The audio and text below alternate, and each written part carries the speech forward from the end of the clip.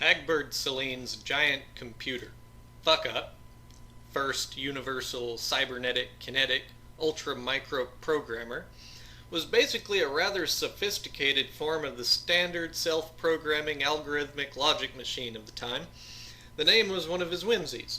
Fuck-Up's real claim to uniqueness was a programmed stochastic process whereby it could throw an I Ching hexagram, reading a random open circuit as a broken yin line and random closed circuit as a full yang line until 6 such lines were round, consulting its memory banks where the whole tradition of I Ching interpretation was stored, and then cross-checking its current scannings of that day's political, economic, meteorological, astrological, astronomical, and technological eccentricities. It would provide a reading of the hexagram which, to Hagbard's mind, combined the best of the scientific and occult methods for spotting oncoming trends. On March 13th, the stochastic pattern spontaneously generated hexagram 23, breaking apart. Fuck Up then interpreted. This traditionally unlucky sign was cast by Atlantean scientist priests shortly before the destruction of their continent, and is generally connected with death by water. Other vibrations link it to earthquakes, tornadoes, and similar disasters, and to sickness, decay, and morbidity as well. The first correlation is with the unbalance between technological acceleration and political retrogression, which has proceeded earthwide at ever-widening danger levels since 1914, and especially since 1964. The breaking apart is fundamentally the schizoid and schismatic mental figure of a lawyer-politician attempting to administrate a worldwide technology whose mechanisms they lack the education to comprehend, and whose gestalt they frustrate by breaking apart into obsolete Renaissance nation-states. World War III is probably imminent, and considering the advances in chemical and biological warfare in conjunction with the sickness vibrations of hexagram 23, the unleashing of plague or nerve gas, or both, is as probable as thermonuclear overkill. General prognosis? Many megadeaths.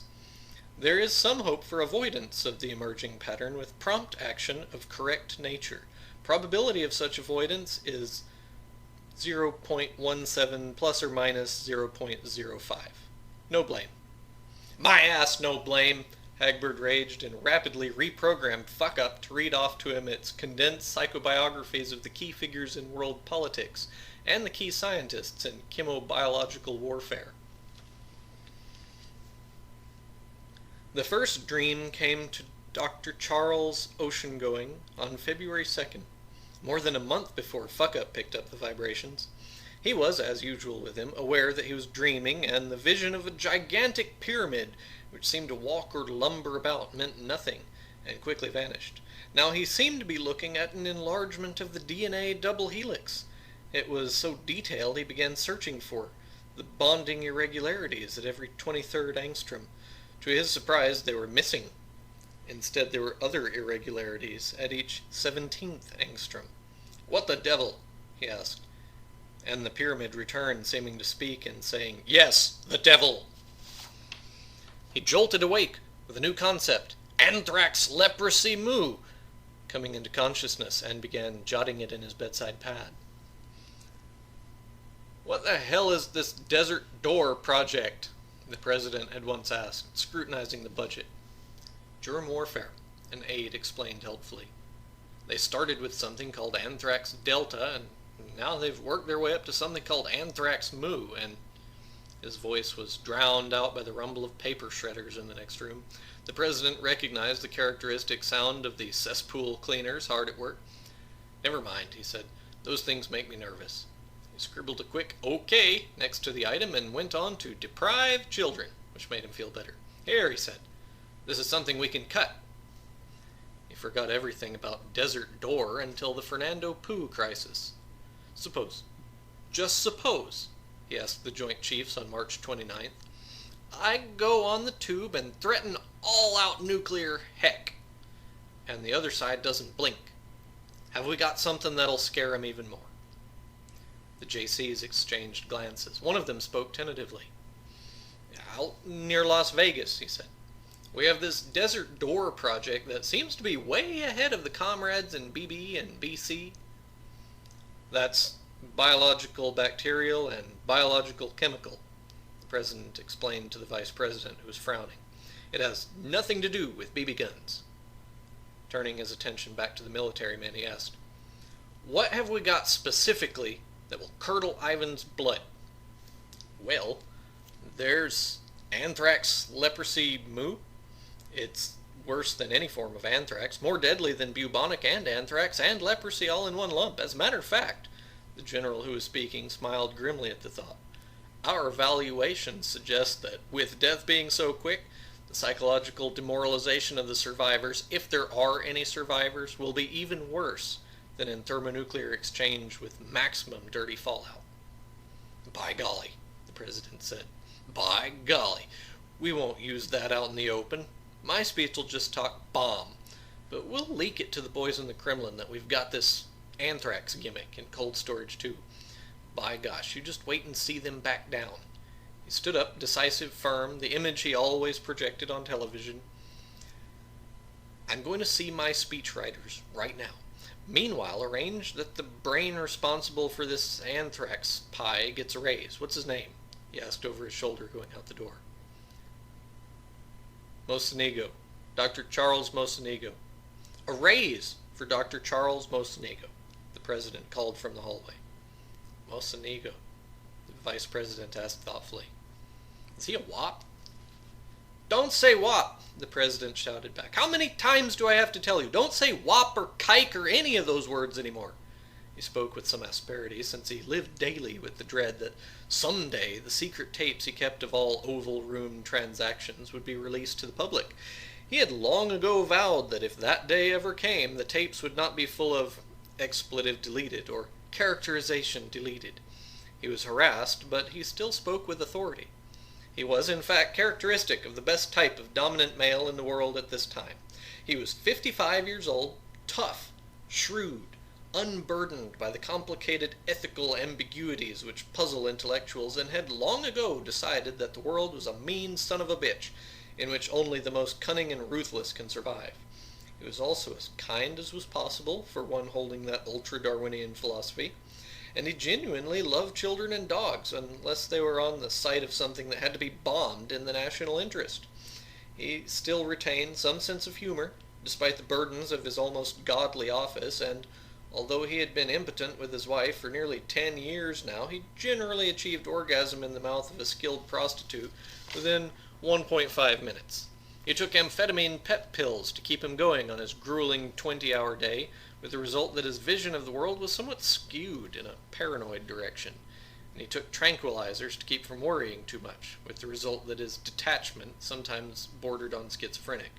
But most of the time, his innate shrewdness gave him a fingernail grip on reality. In short, he was much like the rulers of Russia and China. In Central Park, the squirrel woke again as a car honked loudly in passing. Muttering angrily, he leaped to another tree and immediately went back to sleep. At the all-night Bickford's restaurant on 72nd Street, a young man named August Personage left a phone booth after making an obscene call to a woman in Brooklyn. He left behind one of his "This phone booth reserved for Clark Kent" stickers. In Chicago, 1 hour earlier, on the clock, but at the same instant, the phone booth closed. A rock group called Clark Kent and his Superman began a revival of Rock Around the Clock. Their leader, a tall black man with a master's degree in anthropology, had been known as El Hajj Starkerly Mohammed during a militant phase a few years earlier, and his birth certificate said Robert Pearson on it. He was observing his audience and noted that bearded young white cat Simon was with a black woman, as usual, a fetish Pearson, Mohammed Kent, could understand by reverse psychology, since he preferred white chicks himself. Simon, for once, was not entranced by the music. Instead, he was deep in conversation with the girl, drawing a diagram of a pyramid on the table to explain what he meant. "Crown Point," Pearson heard him say over the music. And listening to Rock Around the Clock 10 years earlier, George Dorn had decided to let his hair grow long, smoke dope, and become a musician. He had succeeded in 2 of those ambitions. The statue of Tlaloc in the Museum of Anthropology, Mexico, DF, stared inscrutably upward toward the stars, and the same stars glittered above the Caribbean, where the porpoise named Howard sported in the waves. The motorcade passes the Texas School Book Depository and moves slowly toward Triple Underpass. At the sixth-floor window, Lee Harvey Oswald sights carefully through the Carcano manlature. His mouth is dry, desert dry, but his heartbeat is normal and no sweat stands out on his forehead. This is the moment, he's thinking, the one moment transcending time and hazard, heredity and environment, the final test and proof of free will and my right to call myself a man. In this moment now, as I tighten the trigger, the tyrant dies, and with him all the lies of a cruel, mendacious epoch. It is a supreme exultation, this moment and this knowledge, and yet his mouth is dry, dust dry, dry as death, as if his salivary glands alone rebelled against the murder which his intellect pronounced necessary and just. Now, he recalls the military formula BASS: breathe, aim, slack, squeeze. He breathes, he aims, he slacks, he starts to squeeze, as a dog barks suddenly, and his mouth falls open in astonishment as 3 shots ring out, obviously from the direction of the grassy knoll and Triple Underpass. "Son of a bitch," he said, softly as a prayer, and he began to grin, a rictus not of omnipotence such as he had expected, but of something different and unexpected and therefore better, omniscience. That smirk appeared in all the photos during the next day and a half before his own death, a sneering smile that said so clearly that none dared read it, "I know something you don't know." That grimace only faded Sunday morning when Jack Ruby pumped 2 bullets into Lee's frail, fanatic body, and its secret went with him to the grave. But another part of the secret had already left Dallas on Friday afternoon's TWA whisper jet to Los Angeles, traveling behind the business suit, gray hair, and only moderately sardonic eyes of the little old man who is listed on the flight manifest as Frank Sullivan. This is serious, Peter Jackson was thinking. Joe Malik wasn't on a paranoid trip at all. The non-committal expressions of Muldoon and Goodman did not deceive him at all. He had long ago learned the black art of surviving in a white world, which is the art of reading not what's on a face, but what is behind the face. The cops were worried and excited, like any hunters on the track of something both large and dangerous. Joe was right about the assassination plot, and his disappearance and the bombing were part of it, and that meant George Dorn was in danger too. And Peter liked George, even if it was a snotty kid in some ways, an annoying ass-kisser about the race thing like most young white radicals. Mad Dog, Texas, Peter thought. That sure sounds like a bad place to be in trouble. Almost 50 years before, a habitual bank robber named Harry Pierpoint approached a young convict in Michigan City Prison and asked him, "Do you think there might be a true religion?" "But why is George Dorn screaming while Saul Goodman is reading the memos?" Hold on for another jump, and this one's a shocker. Saul is no longer human, he's a pig. All cops are pigs. Everything you've ever believed is probably a lie. The world is a dark, sinister, mysterious, and totally frightening place. Can you digest all that quickly? Then walk into the mind of George Dorn for the second time, 5 hours before the explosion at Confrontation, 4 hours before on the clock, and suck on the joint, suck hard, blow it down. 1 o'clock, 2 o'clock, 3 o'clock. Rock! You're sprawled on a crummy bed in a rundown hotel, and the neon light outside is flashing pink and blue patterns into your room. Exhale slowly. Feel the hit of the weed and see if the wallpaper looks any brighter yet and any less unintentional low camp. It's hot. It's Texas dry hot, and you push your long hair back from your forehead and haul out your diary, George Dorn, because reading over what you wrote last sometimes helps you learn what you're really getting into. As the neon splotches on the page with pink and blue, read this. April 23rd. How do we know whether the universe is getting bigger or the objects in it are getting smaller? You can't say that the universe is getting bigger in relation to anything outside it, because there isn't any outside for it to relate to. There isn't any outside. But if the universe doesn't have an outside, then it goes on forever. Yeah, but its inside doesn't go on forever. How do you know it doesn't, shithead? You're just playing with words, man. No, I'm not. The universe is the inside, without an outside. The sound made by one... There was a knock at the door. The fear came over George. Whenever he was high, the least little detail wrong in his world would bring the fear. Irresistible, uncontrollable. He held his breath, not to contain the smoke in his lungs, but because terror had paralyzed the muscles in his chest. He dropped the little notebook in which he had wrote his thoughts daily and clutched at his penis, a habitual gesture in moments of panic. The hand holding the roach drifted automatically over the hollowed-out copy of Sinclair Lewis' It Can't Happen Here, which lay beside him on the bed, and he dropped the half-inch twist of paper and marijuana on top of the plastic baggie full of green grains. Instantly, a brown, smoldering, dime-sized hole opened up on the bag, and the pot near the coal started to smoke. "Stupid," said George as his thumb stabbed the smoking coal to crush it, and he drew back his lips in a grimace of pain. A short, fat man walked into the room. "Law officer," written in every mean line of his crafty little face. George shrank back and started to close It Can't Happen Here. Like lightning, 3 stiff, concrete, hard fingers drove into his forearm. He screamed, and the book jumped out of his hand, spilling pot all over the bedspread. "Don't touch that," said the fat man.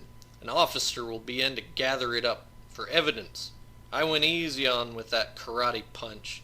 Otherwise you'd be nursing a compound fracture of the left arm in Mad Dog County Jail tonight. No right-thinking doctor likely to have a mind to come out and treat you." "You've got a warrant?" George tried to sound defiant. "Oh, you think you have cojones." The fat man's breath stank of bourbon and cheap cigars. "Rabbit cojones. I have terrified you unto death, boy, and you know it, and I know it. Yet you find it in your heart to speak of warrants. Next you'll want to see the American Civil Liberties Union." He pulled aside the jacket of an iridescent gray summer suit that might have been new when Heartbreak Hotel was at the top of the hit parade. A silver 5-pointed star decorated his pink shirt pocket, and a .45 automatic stuck in his pants top dented the fat of his belly. "That is all the law I need when dealing with your type in Mad Dog. Walk careful with me, son, or you won't have nothing to grab onto next time one of us pigs, as you choose to call us in your little articles, bust in on you, which is not likely to happen in the next 40 years while you rot and grow old in our state prison." He seemed immensely pleased with his own oratorical style, like one of Faulkner's characters. George thought, "It is forbidden to dream again. We maim our joys or hide them. Horses are made of chromium steel, and little fat men shall ride them." He said, "You can't hit me with 40 years for possession, and grass is legal in most other states. This law is archaic and absurd." "Shit and onions, boy, you got too much of the killer weed there to call it mere possession. I call it possession with intent to sell, and the laws of this state are stern, and they are just, and they are our laws. We know what that weed can do. We remember the Alamo, and Santa Anna's troops losing all fear because they were high on Rosa Maria, as they called it in those days. Get on your feet, and don't ask to call a lawyer, neither." "Can I ask who you are?" "I am Sheriff Jim Cartwright, nemesis of all evil in Mad Dog and Mad Dog County." "And I'm Tiny Tim," said George, immediately saying to himself, "Shut the fuck up, you're too goddamn high." And he went right on and said, "Maybe your side would have won if Davy Crockett and Jim Bowie got stoned too. And by the way, Sheriff, how did you know you could catch me with pot? Usually an underground journalist would make it a point to be clean when he comes into this godforsaken part of the country. It wasn't telepathy that told you I had pot on me." Sheriff Cartwright slapped his thigh. "Oh, but it was telepathy. Now just what made you think it wasn't telepathy brung me here?" He laughed, seized George's arm in a grip of iron, and pushed him toward the hotel room door. George felt a bottomless terror, as if the pit of hell were opening beneath his feet and Sheriff Jim Cartwright were about to pitchfork him into the bubbling sulfur. And I must admit that was more or less the case. There are periods of history when visions of madmen and dope fiends are a better guide to reality than the common-sense interpretation of data available to the so-called normal mind. This is one such period, if you haven't noticed already. "Keep on hanging out with those wild boys from Passaic and you'll end up in jail," George's mother said. "You mark my words, George." And another time at Columbia, after a very late meeting, Mark Rudd said soberly, "A lot of us are going to spend some time in the man's jails before this shitstorm is over." And George, together with the others, nodded glumly but bravely. The marijuana he had been smoking was raised in Cuernavaca by a farmer named Arturo Jesus Maria Ibarra y Mendez, who sold it in bulk to a young Yankee named Jim Riley, son of a Dayton, Ohio police officer, who in turn smuggled it through Mad Dog after paying a suitable bribe to Sheriff Jim Cartwright.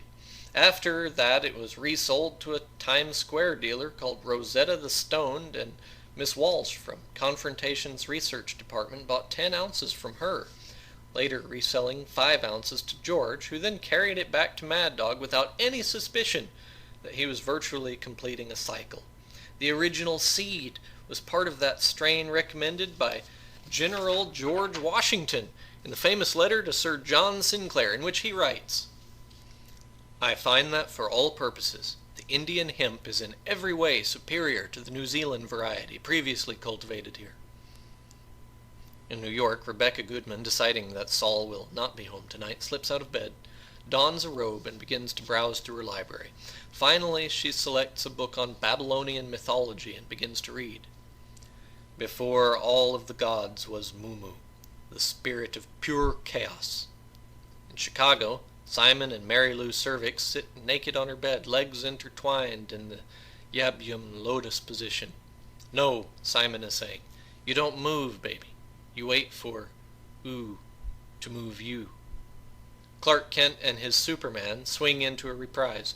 "We're gonna rock around the clock tonight. We're gonna rock, rock, rock till broad daylight." George's cellmate in Mad Dog County Jail had a skull-like face with large protruding front teeth. He was about 6.5 feet tall and lay curled up on his cell bunk like a coiled python. "Have you asked for treatment?" George asked him. "Treatment for what?" "Well, if you think you're an assassin—" "I don't think, baby brother. I've killed 4 white men and 2 niggers. 1 in California, the rest down here. Got paid for every one of them." "Is that what you're in for? My God, they don't stick murderers in the same cell with potheads, do they?"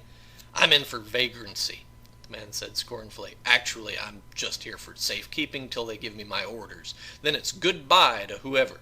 President, civil rights leader, enemy of the people. Someday I'll be famous. I'm going to write a book about myself someday, Ace.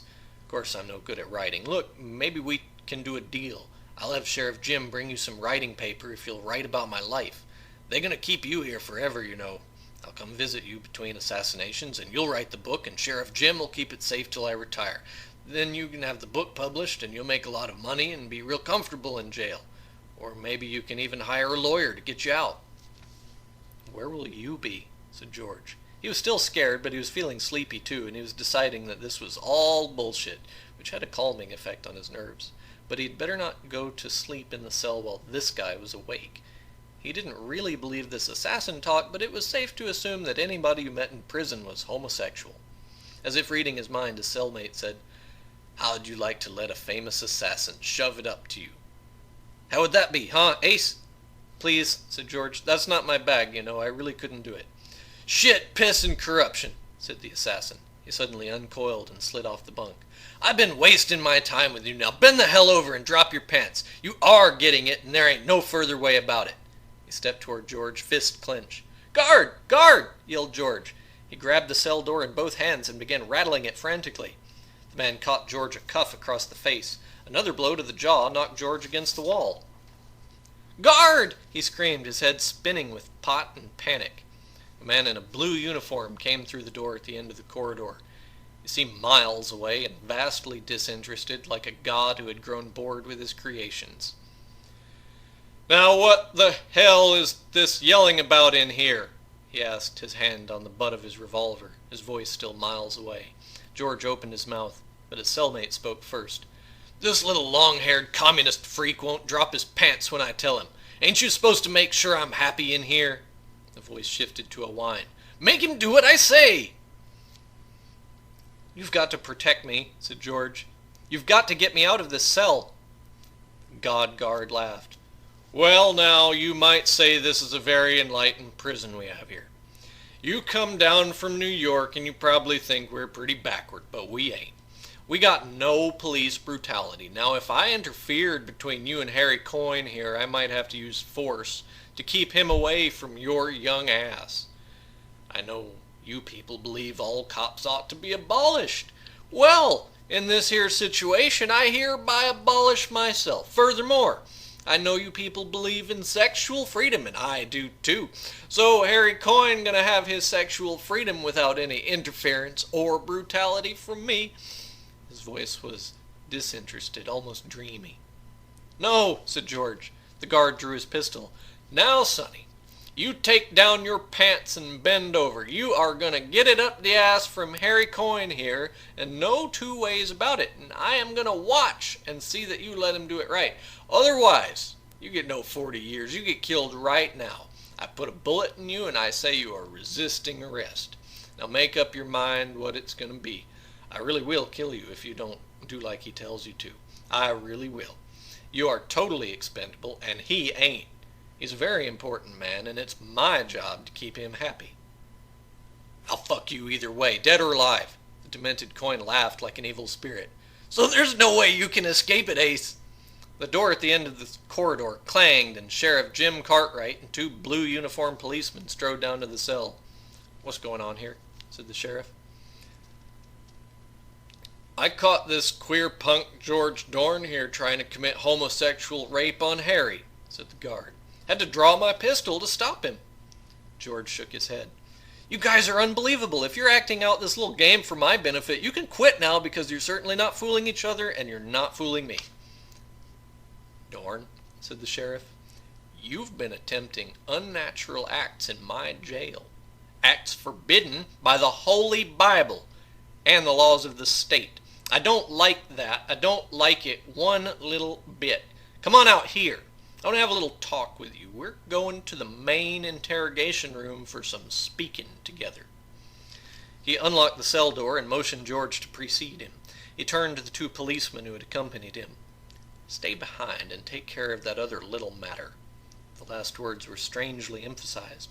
George and the sheriff walked through a series of corridors and locked doors until at last they came to a room whose walls were made of embossed sheet tin painted bottle green. The sheriff told George to sit on one chair while he straddled the back of the chair facing him. You're a bad influence on my prisoners, he said. I got a good mind to see that some accident happens to you. I don't want to see you corrupting prisoners in my jail, mine or anyone's, for 40 years. Sheriff, said George, what do you want from me? You got me on the pot charge. What more do you want? What did you stick me in that cell with that guy? What's all this scare stuff and threats and questioning for? I want to know some things, said the sheriff. I want to find out everything you can tell me about certain matters. So from this moment, be prepared to tell me only the truth. If you do, maybe things will go easier on you after. Yes, Sheriff, said George. Cartwright squinted at him. He really does look like a pig, thought George. Most do. Why do so many of them get so fat and have such little eyes? Well then, said the sheriff, what was your purpose in coming down here from New York? I'm simply on assignment from Confrontation, the magazine. I know it. It's a smutty magazine and a communist magazine. I have read it. You're using loaded words. It's a left-wing libertarian magazine, to be exact. My pistol is loaded too, boy, so talk straight, all right? Tell me what you came down here to write about. Sure.